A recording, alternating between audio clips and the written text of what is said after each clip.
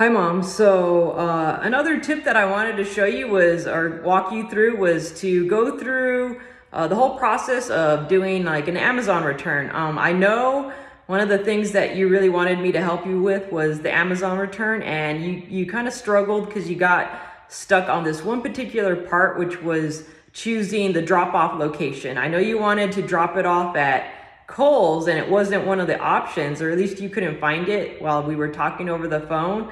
And you didn't want to drive really far to Whole Foods and etc. So I'm going to show you where that option actually lives, because it was there. I just couldn't tell you over the phone how to get there. So I'm going to show you how to do it. Unfortunately, the old iPad here doesn't launch the Amazon app. It's too old. So I'm just going to show you how it looks in the Safari browser, and this will be the same thing as you using it on the computer. So first things first is you go to your Amazon orders. Here, let me try to get closer here. And I'm just gonna go and walk through an example of returning like the last thing that I got. So I'm gonna try to return this thing here.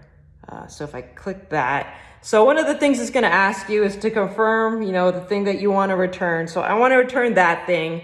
I'm gonna just choose whatever response that I'm gonna put and then type in a comment. It doesn't really matter because I'm not actually going to be returning it, but basically choose your response, put in a comment, and then go down here, oops, and then just continue.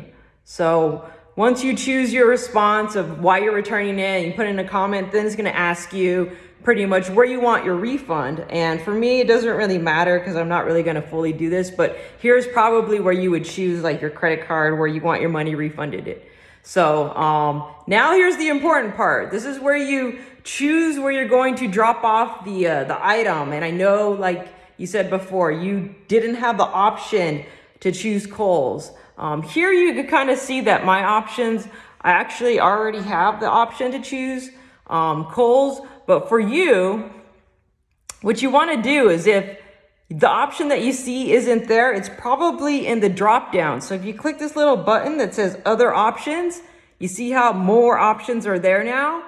So that's probably where your option to return it to the nearest Kohl's, the one that's over the hill, lives. So just remember, select that little drop down to choose more locations, and you'll find it. You'll find the drop-off location that you probably want.